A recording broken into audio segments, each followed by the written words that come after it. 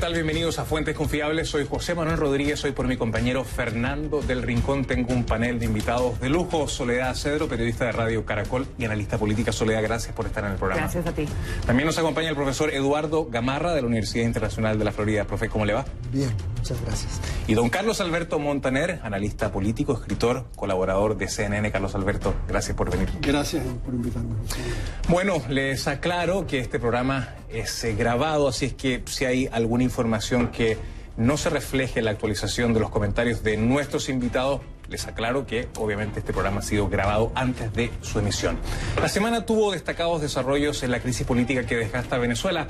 Juan Guaidó, quien se declaró presidente interino, regresó al país a pesar de todas las amenazas del gobierno que combate. Guaidó regresó de forma triunfal a Venezuela de una gira por países sudamericanos. El líder opositor y presidente de la Asamblea Nacional volvió en un vuelo comercial de la aerolínea Copa procedente de Panamá. En el aeropuerto de Maiquetía lo esperaban varios embajadores europeos. Uno de los embajadores que recibió a Guaidó, Daniel Kriner, de Alemania, fue declarado persona non grata. La Cancillería venezolana lo acusó de realizar actos de recurrente injerencia en contra de Venezuela y de violar las normas que rigen las relaciones diplomáticas. Para Guaidó, la expulsión del embajador es una amenaza para Alemania e instó a las naciones europeas a endurecer las sanciones contra el gobierno de Nicolás Maduro. Una vez más, esta semana fue detenido un periodista en Venezuela. Se trata del reportero estadounidense Cody Whittle, periodista independiente que residía hace 4 años y medio en Caracas. Whittle fue expulsado del país. Los agentes de inteligencia que lo retuvieron y detuvieron revisaron exhaustivamente sus equipos electrónicos. Se llevaron arrestado al periodista y estuvo detenido por 12 horas. Junto con Whittle fue detenido su asistente, el ciudadano venezolano Carlos Camacho, quien también fue liberado. Una semana de muchos desarrollos noticiosos en Venezuela, pero quisiera comenzar por el más reciente. Un apagón probablemente sin precedentes en Venezuela, que ha durado muchísimo tiempo y que obviamente el gobierno de Maduro lo primero que hace es decir que se trata de un sabotaje. Comenzamos por las damas, como corresponde. Soledad, cuando hemos visto este apagón, obviamente que muchos pensamos en lo que ocurre en muchos países de América Latina, la desinversión que trae, digamos, que las infraestructuras públicas estén en estados realmente lamentables. Ahora Maduro dice se trata de un sabotaje de mis enemigos políticos. ¿Cuál es tu visión? Bueno, me parece que es inevitable pensar justamente en eso, en la falta de inversión y en la corrupción. Esto creo que es un ejemplo clarísimo de lo que la corrupción genera en nuestros países. Lo ha generado en varios lugares de América Latina y ahora lo está generando en Venezuela de manera muy visible. Durante 20 años no se invirtió el dinero que se necesitaba invertir para poder tener la infraestructura que sostiene un país, que sostiene el desarrollo de tecnologías y energético que necesita un país. Se robaron ese dinero porque en realidad si uno se pone a controlar los libros económicos, según ellos han invertido millones y millones de dólares. Bueno, ¿dónde están esos millones de dólares? Si no se los dieron a manos ineptas, que para el caso sería lo mismo que habérselo robado. La consecuencia es esta, no hay que salir a buscar ninguna fantasía en el exterior, acusar a Marco Rubio como lo hicieron, por ejemplo. La consecuencia es, ¿qué pasa? 20 años de ineptitud, ahora lo vemos. Carlos Alberto, ¿cuál es tu óptica? Yo pienso exactamente lo mismo que piensa ella. Soledad. Que piensa Soledad. Yo creo que acusar a Marco Rubio de la muerte de los niños y de la muerte de los enfermos de diálisis es una cosa ridícula, que no tiene ningún sentido. Y pienso que efectivamente se robaron. La cifra que da Juan Guaidó es de más de 100.000 millones de dólares. Yo lo creo, porque si hay una industria que requiere unas inversiones enormes, es la industria de la generación de energía eléctrica. Constantemente hay que estar renovando, constantemente hay que hacerlo en Estados Unidos, hay que hacerlo en todas partes.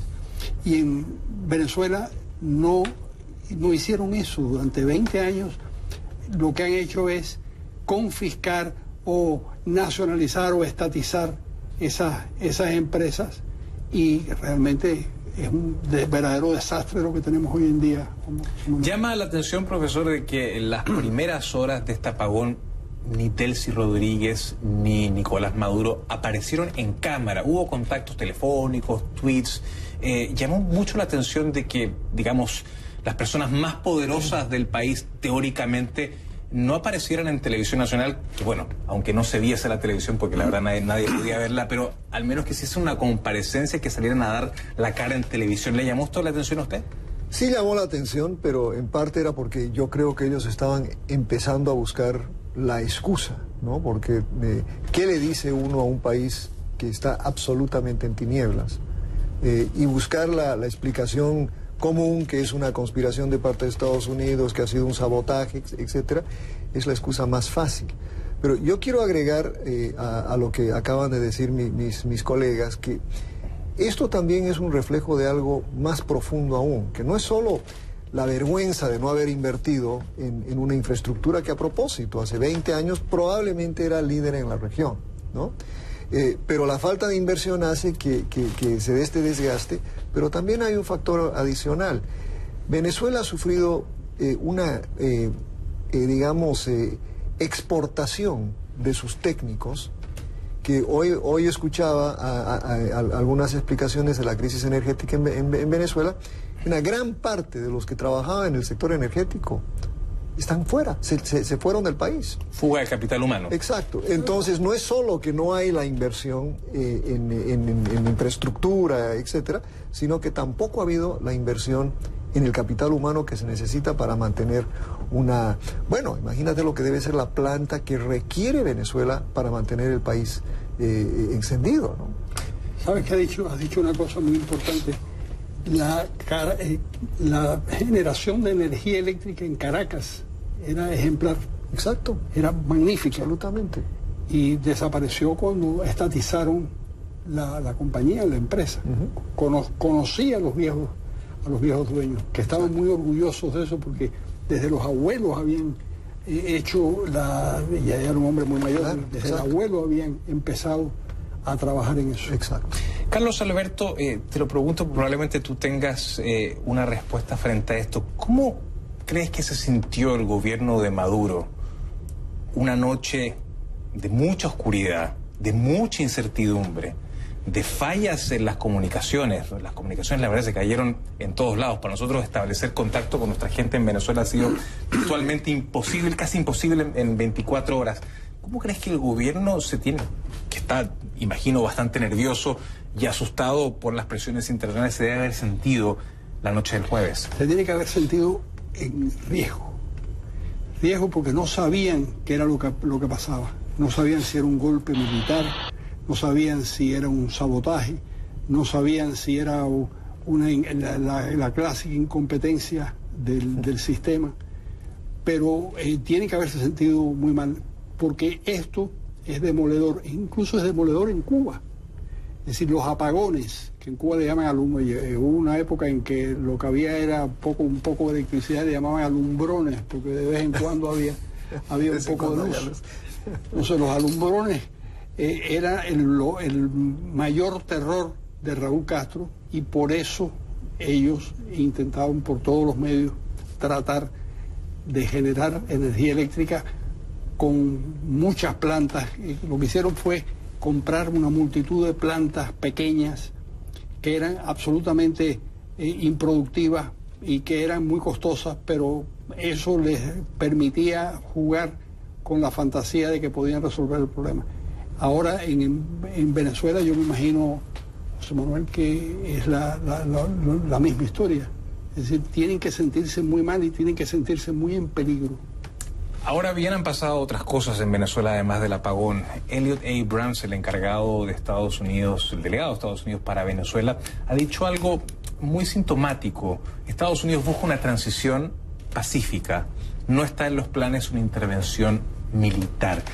Yo creo que cuando Abrams hace esta clarificación, deja descorazonado al venezolano de a pie que vive fuera de Venezuela y al venezolano de a pie que vive en Venezuela y que está en contra del gobierno. ¿Qué te parece esa precisión que ha hecho Estados Unidos? A ver, creo que fundamentalmente los venezolanos y todos los que estamos esperando un cambio en Venezuela tenemos cierta ansiedad, y esa ansiedad se traduce en que nos encontramos diciendo constantemente, bueno, ¿qué estamos esperando? ¿Por qué no entran? ¿Por qué no entra este ejército de coalición? Por otro lado, también es cierto que es una decisión extremadamente grande para tomar para Estados Unidos, que ha habido antecedentes que no fueron demasiado buenos de intervenciones en otros países de la región, y que además esta es justamente la carta que se está guardando de alguna manera el régimen bajo la manga, que es asustar al pueblo, asustar todavía a algunos que están en duda y decirles, bueno, miren que acá lo que están buscando es una intervención porque se quieren quedar con nuestro país. Al decir esto, el funcionario americano de alguna manera, si bien por ahí le quita ciertas esperanzas a quienes tenemos ansiedad de ver un cambio, primero que no lo niega rotundamente, dice no son nuestros planes en este momento y no es nuestra primera opción, que no es lo mismo que decir jamás lo vamos a hacer, pero por otro lado le quita cierto argumento a Nicolás Maduro, que en este momento sencillamente lo que está haciendo es generar un monstruo gigante que es Estados Unidos frente a la gente y decirle, miren que si no están conmigo se van a dejar robar el país. Bueno, ese argumento se lo está quitando. Diego Barry me decía el jueves en conclusiones que cree que se necesita una intervención militar porque esta precisamente ayudaría a salvar vidas y que eso lo había visto en otros países como el presidente del Consejo de Seguridad de la ONU en su momento. ¿Qué es lo que opinas sobre estas declaraciones? Mira, yo te diría lo siguiente. La declaración de Elliot Abrams salió porque unos comediantes rusos le hicieron una broma. Él pensaba que estaba hablando con unos políticos suizos, ¿no? En la que él aclara que toda la declaración respecto al uso militar era una operación psicológica. Querían tener un impacto psicológico sobre el régimen de Maduro. Lo tuvieron.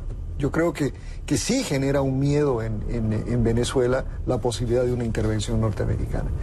Pero yo creo, y creo que lo responsable es, yo supongo que hay escenarios militares, que el Comando Sur está haciendo lo que hacen los militares, que las agencias de inteligencia también están haciendo sus escenarios, pero yo no creo que haya un escenario creíble de intervención militar norteamericana. O sea, simplemente solo pensando que estamos en este momento bombardeando, ¿no?, vía drones o lo que sea, en 9 países del mundo, ¿no? Que tenemos unos compromisos enormes y que el presidente, a pesar de todo, ¿no?, hizo campaña, no sobre más intervención, sino menos intervención. Entonces yo creo que lo responsable ahora más bien es decir lo que está diciendo Elliot Abrams en secreto, ¿no? Aunque salga por casualidad. Creo que lo responsable es decir, sí, tenemos la opción militar sobre la mesa, sí, pero es la última opción. Y la declaración en Bogotá, después de la operación, ¿cómo se llama?, humanitaria, creo que también fue la responsable, ¿no? Yo al menos sí soy lo suficientemente viejo, ¿no?, para acordarme de que algunas de las intervenciones militares en América Latina, si no la mayoría, no fueron exitosas. Y Venezuela no es Panamá. Panamá sí fue una intervención exitosa, pero carísima. Y República Dominicana también. República Dominicana en el 65, pero que fue con la OEA, ¿no? Con la OEA. Con la OEA. Y quizás Granada. Y Venezuela no es Granada. Y entonces Venezuela es un país extraordinariamente complejo, con características, bueno, fíjate en todas las características que seguramente las vamos a analizar. Entonces yo creo que lo responsable que estamos llegando a eso ahora es decir, no vamos a intervenir militarmente, pero esa opción sigue estando en la mesa. Bueno, vamos a darle en el próximo bloque la palabra a Carlos Alberto Montaner y les voy a hacer otra pregunta. ¿Qué debería hacer Juan Guaidó para no perder su momentum político? Vamos a hablar de este y otros temas al regreso de comerciales aquí en Fuentes Confiables.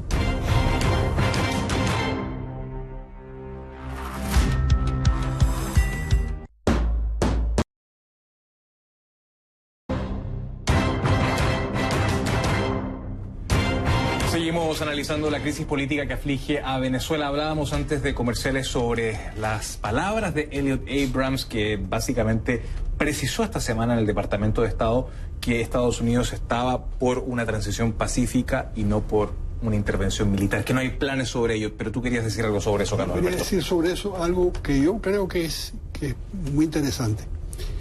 El gobierno de los Estados Unidos no acepta al gobierno o no acepta a Maduro como el presidente legítimo, acepta a Juan Guaidó como el presidente legítimo y acepta a la Asamblea Nacional como la única fuente de autoridad. Y el gobierno norteamericano desconoció la ruptura de relaciones diplomáticas.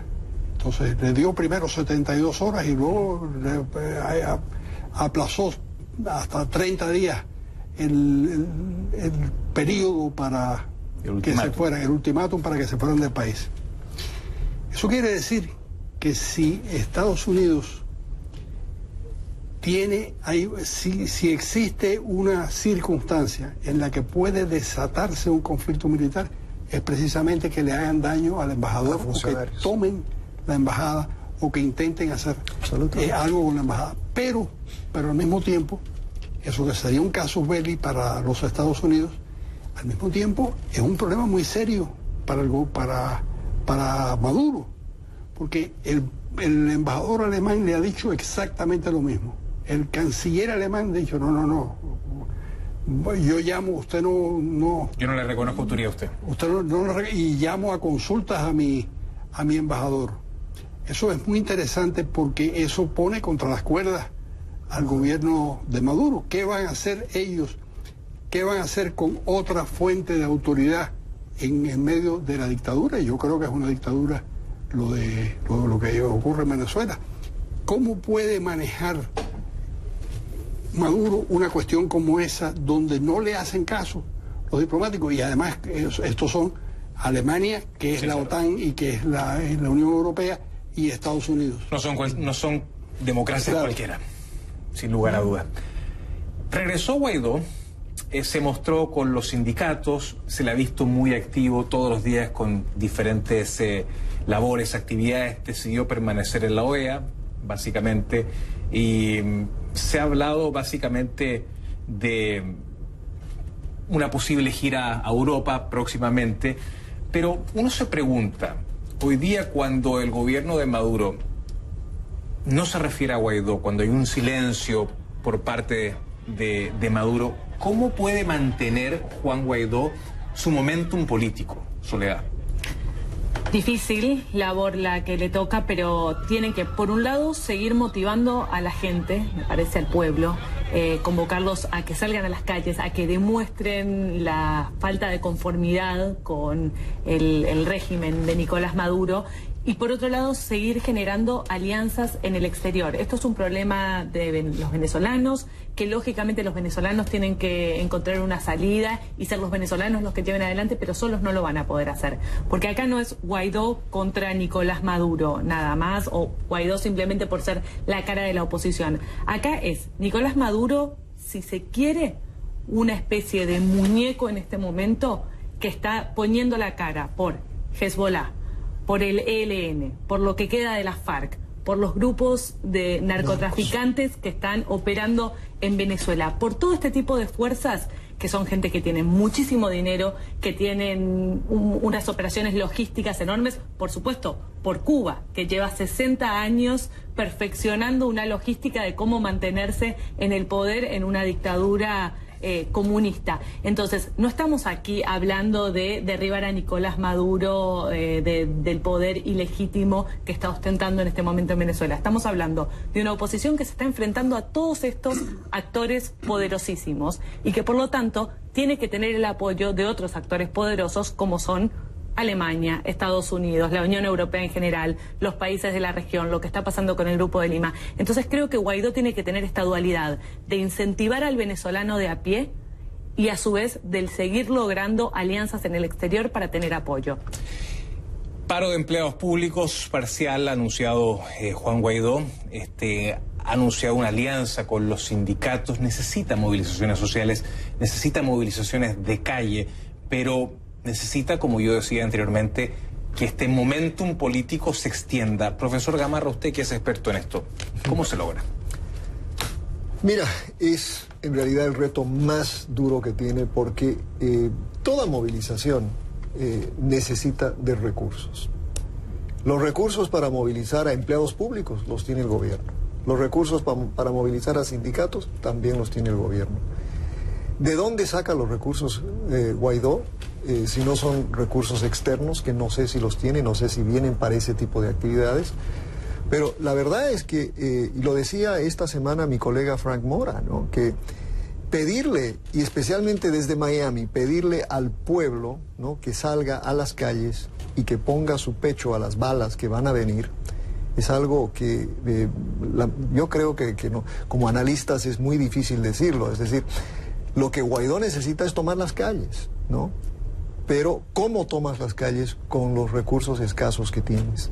¿Cómo haces que la gente salga semana tras semana, día tras día, a enfrentarse a lo que yo creo que va a ser cada vez más, ¿no?, el gobierno, mientras se debilita, va a demostrar esa debilidad enviando a fuerzas de choque para controlar las calles? Entonces, es muy difícil, es algo... al menos en los casos en los que yo o los he vivido o los he estudiado, ¿no? La falta de recursos para movilización social es algo que elimina procesos, ¿no? Pero además de la falta de recursos para la movilización social, me parece, Carlos Alberto, que hay otro punto que también muchas veces se juega con la esperanza del pueblo. El pueblo que estuvo tan esperanzado de que se pudiese llegar a un fin de la crisis en el año 2014. ¿En cuántas marchas participó? Largas, extensas, el gobierno con los diálogos, la enfrió, y ahora parece llegarse a un punto otra vez donde se avisora un final probable, pero es muy difícil volver a reencantar a la población para que masivamente salga a las calles y obviamente se enfrente a estos colectivos violentos. O sea, es difícil mantener el momentum porque tiene que mantener también a la población lo suficientemente motivada, y eso es complejo. Es muy complejo y es muy difícil, pero tienen que buscar recursos donde los haya. Quizás los recursos económicos vengan de la operación de gasolina en Estados Unidos con la empresa Citgo, que ya está en poder de... Quizás esa sea la solución, pero porque efectivamente, como dice el profesor Gamarra, son muy costosas estas operaciones. Pero yo creo que tiene que hacerlo y tiene que buscar y tiene que mantener la presión, aunque sea muy difícil, porque los venezolanos han demostrado reencantarse muy rápidamente. Los venezolanos han demostrado que después de que parecía que estaban apagados con el fracaso de la ayuda humanitaria que no llegó, pero se revitalizaron con la llegada de una manera tremenda, y ahora con este apagón yo creo que deben sentirse más fuertes. Al final lo trágico de todo esto, no sé si tú tienes contemplada esa posibilidad, pero al final lo que yo creo que va a ocurrir ahí es que se va a fragmentar la autoridad de una manera tal que los colectivos por una parte, el ejército por otra y el pueblo por otra, el pueblo llano por otra, lo que llaman en Venezuela, que es una palabra horrenda, el perraje, es decir, las personas de menos ingresos en Venezuela se van a lanzar a las calles y se van a lanzar a asaltar y se van a lanzar a alimentarse porque no van a poder hacer otra cosa. Y eso es muy grave porque fuerza a los militares a tomar una decisión que finalmente es lo que quiere el señor Guaidó y lo que quieren sus aliados, es que se celebren unas elecciones limpias y transparentes. Y eso pudiera ocurrir si se da cuenta el sector madurista que no tiene otra opción mejor que perder el poder organizadamente y si acaso declarar una moratoria judicial para que no los persigan durante 5 o 10 años o algo así. Una suerte de justicia transicional. Tengo que marcar una pausa y por supuesto que vamos a seguir conversando sobre este y otros temas de la actualidad de esta semana. Pausa y ya regresamos aquí a Fuentes Confiables.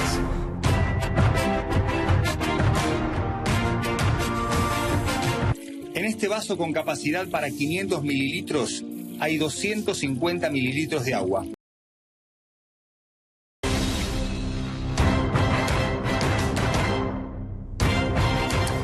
Estados Unidos acusó al ex vicepresidente de Venezuela y actual ministro de Industria y Producción, Tarek El Aissami, de violar y evadir las sanciones impuestas por la Oficina de Control de Activos Extranjeros del Departamento del Tesoro de los Estados Unidos. Según la acusación, El Aissami habría contratado empresas estadounidenses de transporte que poseen jets privados. Al parecer, esos servicios se pagaron mediante intermediarios que entregaban grandes cantidades de dinero en efectivo en Venezuela.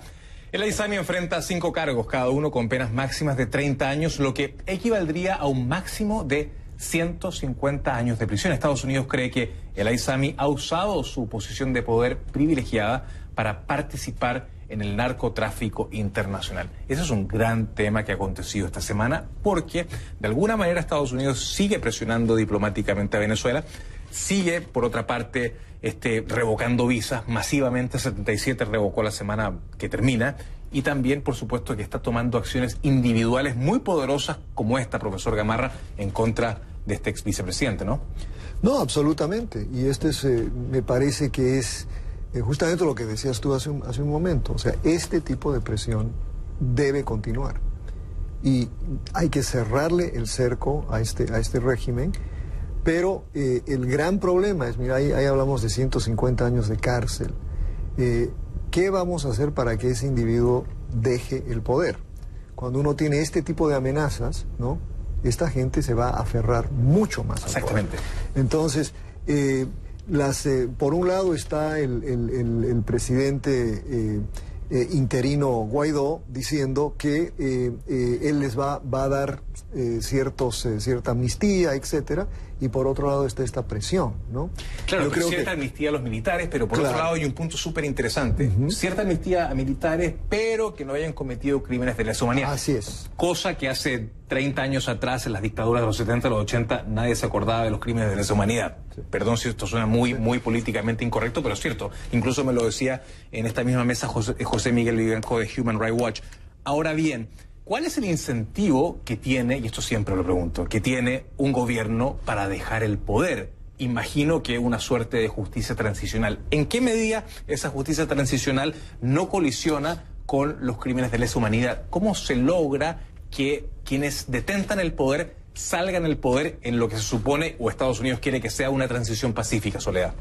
Insisto en lo que decía antes, para Maduro y para la cúpula de este régimen, esto es supervivencia. Ya ellos saben que es o logran quedarse o lo pierden absolutamente todo. ¿Por qué? Porque tienen, por un lado, la presión internacional de Estados Unidos, de Europa, de varios países que están dispuestos a condenarlos. La presión interna en Venezuela, que la gente que ha sufrido durante 20 años, la gente a la que se le han muerto sus hijos, sus padres, que hoy en día tiene un niño en un hospital y no puede tenerlo en una incubadora sencillamente porque no hay energía, esa gente va a querer justicia. Pero también hay una justicia que les va a llegar, entre comillas, si se puede hablar de justicia, del lado de los que los han apoyado durante 20 años y que en el momento que pierdan el poder, le van a venir a reclamar, ok, yo te he dado plata, yo te he dado apoyo, ahora ¿cómo me respondes que perdiste todo pese a todo lo que yo te di? ¿Alguien puede creer acá que el ELN, que Hezbollah se va a quedar de brazos cruzados a decirle, bueno, no pasa nada, Nicolás Maduro, que hayas perdido el poder, ahora retírate tranquilo en Moscú y vive tu vida tranquila? Yo no creo que sea así y no creo que Maduro lo vea así tampoco. Por eso para él quedarse es sobrevivir. Carlos Alberto, tu visión. Yo creo que tienen lugares a donde ir. Maduro, por ejemplo, puede ir a Cuba. El Aissami puede ir a Siria, donde su primo es un personaje importante en el gabinete sirio. No es un destino muy apetecible, ¿no? No, es un destino muy apetecible, pero peor es una cárcel en el condado de Dade, como le pasó acá a Noriega. Yo no creo que haya una intervención norteamericana, salvo que se produzcan ciertas circunstancias donde precipitaría la intervención de los Estados Unidos. Pero vamos a suponer que eso no ocurre y que Estados Unidos se queda en el ámbito de la presión diplomática y de recabar la ayuda de más de 50 países que seguramente han tenido, que muchos de ellos han preguntado, y hay el compromiso de no invadir físicamente a Venezuela. Yo creo que la Unión Europea y la señora Mogherini, que es miembro o fue miembro del Partido Comunista Italiano, yo creo que no es una persona que se estaría a favor de una intervención militar en Venezuela, pero sí estaría, porque no pueden hacer otra cosa, es decir, no pueden hacer otra cosa que condenar lo que pasa en Venezuela. Lo acabamos de ver ahora con tu compatriota, la señora Bachelet. Sí. La señora Bachelet acaba de condenar al régimen de Maduro, al mismo tiempo ha dicho que por fin lo ha hecho. Ahora, eso quiere decir que si tú quieres hacer una gran coalición frente a un gobierno, tú tienes que ponerte de acuerdo con ellos. Tú no puedes imponer todas tus condiciones. Y si una de las condiciones es que no invadan a Venezuela, bueno, pues no invaden a Venezuela. Pero se irán o no se irán. Yo creo que al final se tienen que ir. Porque independientemente de que no deseen irse, de que no tengan dónde irse, sí algunos tienen dónde irse, tienen que irse a Turquía, tienen que irse a Irán, tienen que irse a Cuba, a Rusia. Yo creo que sí, los cabecillas pueden irse. Mientras tanto, hace muy bien el gobierno de Guaidó o la Asamblea Nacional en no tocar al Pollo Carvajal, al general Carvajal, que fue jefe de los servicios de inteligencia y que está, como dicen los españoles, cantando la traviata, es decir, lo está contando todo lo que sabía. Para terminar, Michelle Bachelet se ha pronunciado, pero dijo algo bastante particular. Dijo que las sanciones estaban agudizando la crisis de Venezuela. Brevemente, profe, ¿qué le parece esas declaraciones de Bachelet?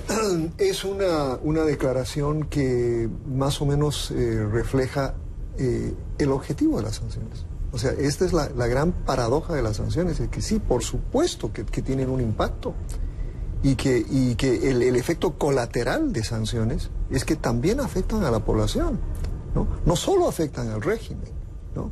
Y más bien lo que estamos viendo es precisamente que estos señores se pueden proteger. Lo que hacen, la gran presión de las sanciones económicas sobre un país, eventualmente afectan paradójicamente. Pero estaría bueno distinguir también, profesor, de que una cosa es la ineptitud del gobierno a la hora de manejar la economía, o sea, y otra cosa es el peso y el efecto de las sanciones. O sea, lo que no es cierto es lo que dice el gobierno, que están en esta situación gracias a las presiones. Están en esta situación porque han destruido su país en 20 años, ¿no? La presión ahora es para llegar a lo que estábamos diciendo antes. ¿Cómo obligar a un gobierno corrupto, cleptocrático, ¿no? Lleno de una secuela enorme de violaciones de derechos humanos, cómo lograr que se vayan? Y yo creo que cuando uno ve el impacto de sanciones en cualquier país en los que se han aplicado, las sanciones, primero, no funcionan en 2 o 3 días, funcionan en varios meses, varios años, y ahí es donde nosotros, especialmente la gente que está acá, fuera de Venezuela, ya no tiene la paciencia para esperar a que las sanciones tengan ese impacto. Me tengo que ir a pausa, pero quiero darle la palabra unos segundos a Sole, que nos dé su perspectiva sobre lo que está diciendo el profe. No, bueno, absolutamente de acuerdo con lo que está diciendo el profesor. Lógicamente que las sanciones en última instancia van a afectar al pueblo porque de alguna manera se está acorralando a este régimen, pero nadie puede venir a culpar ahora a los Estados Unidos de la crisis en Venezuela, una crisis que lleva 2 décadas. O sea. Y hay un dato que me gustaría agregar a Alejandro Grisanti, que es un economista que solemos entrevistar acá en CNN. Decía esta semana que las exportaciones de petróleo en el mes de febrero ya no superan el 1.000.000 de barriles. 800.000, 850.000. 850.000, hay otras cifras un poquito más generosas como la de Alejandro, que estaban en algo así como 950.000, pero el hecho de que sean menos de 1.000.000 ya es impresionante y es histórico. Venezuela nunca produjo menos petróleo que en febrero pasado. En este momento Venezuela tiene barcos con petróleo dando vueltas que no tienen a dónde bajarlos. No tienen compradores. Pero tengo que ir a una pausa y por supuesto que vamos a seguir hablando sobre este y otros temas aquí en Fuentes Confiables en tan solo 3 minutos.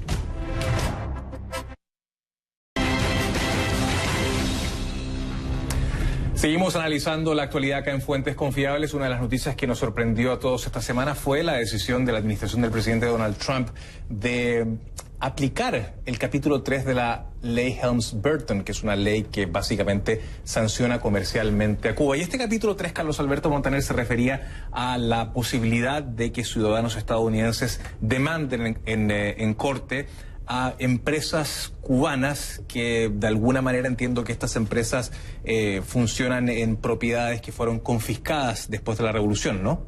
Sí, pero la particularidad es que pueden demandar los cubanos americanos que no eran ciudadanos en su momento cuando confiscaron esas empresas o sus hijos. De manera que ahí se abre una caja de Pandora enorme, tremenda. Y además de eso, es un mensaje muy claro de que no tiene ningún sentido invertir en ese país. Porque no hay seguridad jurídica. Porque no hay seguridad jurídica. Claro. Entonces, la vieja frase de no hay animal más cobarde que $1 millón, ahí se va a repetir y repetir.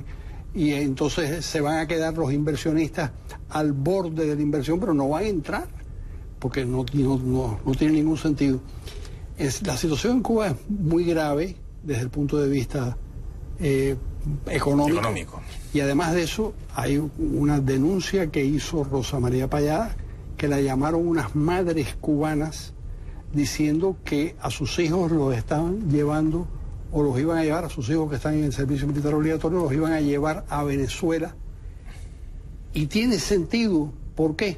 Porque no confían en el ejército, ni en la Guardia Nacional. Entonces, tiene sentido confiar en un grupo mercenario como serían los cubanos.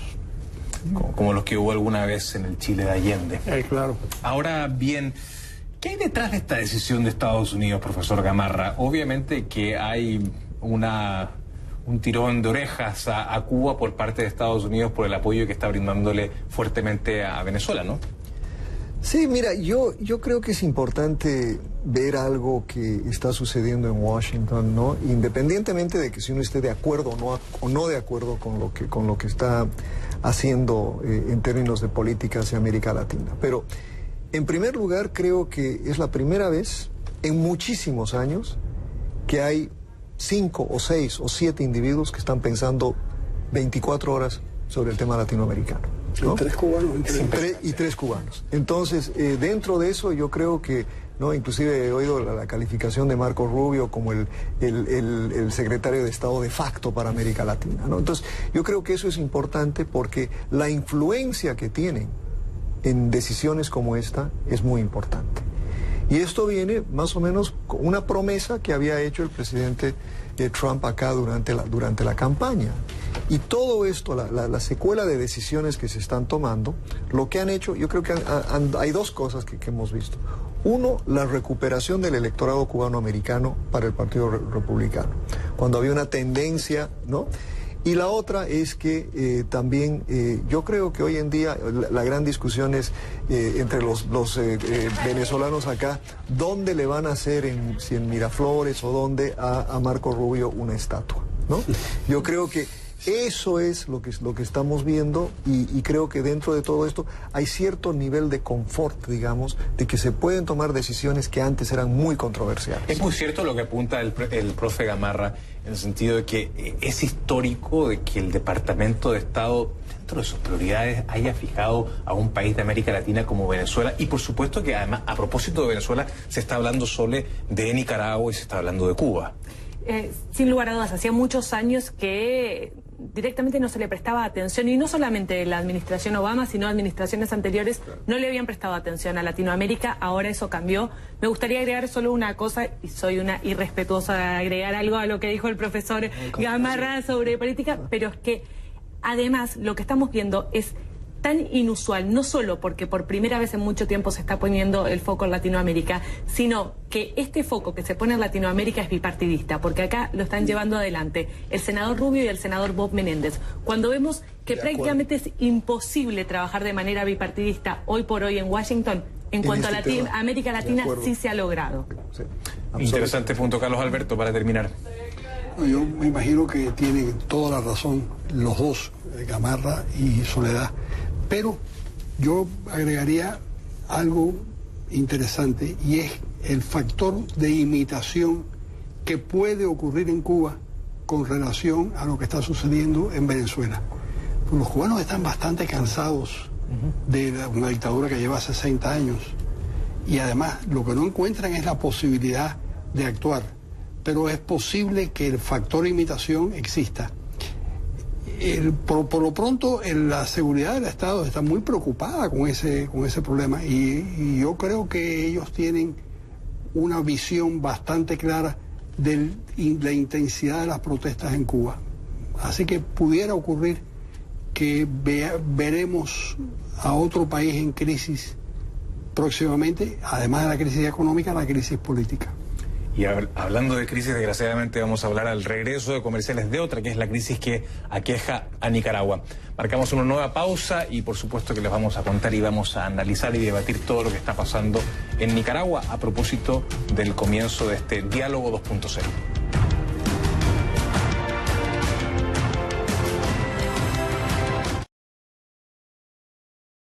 27 de febrero el gobierno... Continuamos revisando la actualidad aquí en Fuentes Confiables.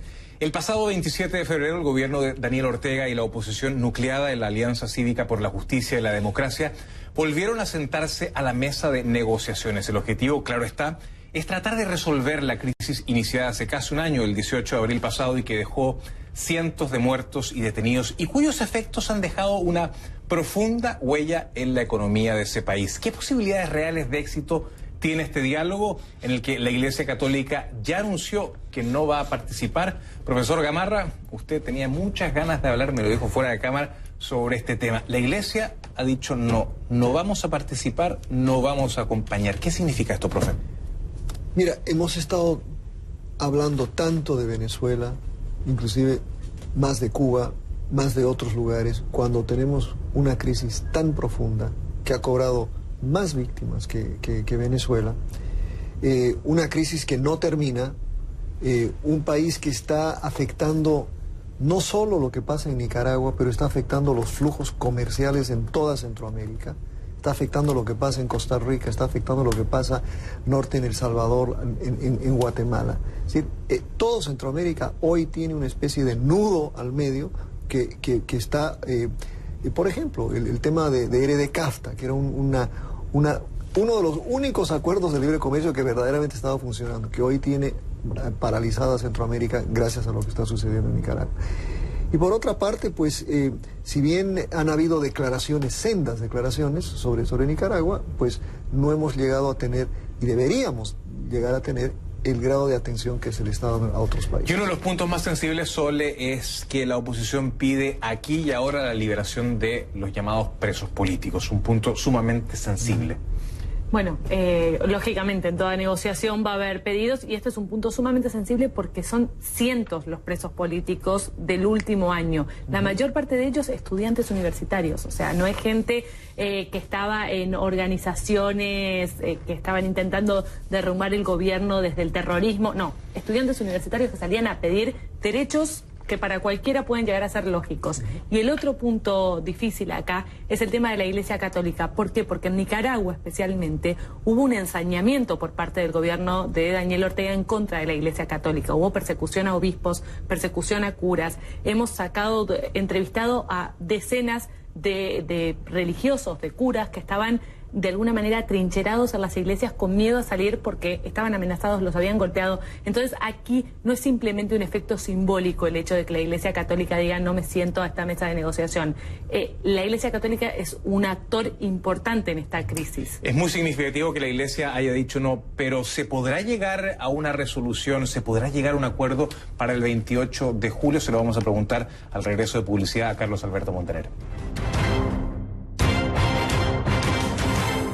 Bienvenido, Juan Pablo. Mesa de diálogo, Carlos. Política que aflige a Nicaragua.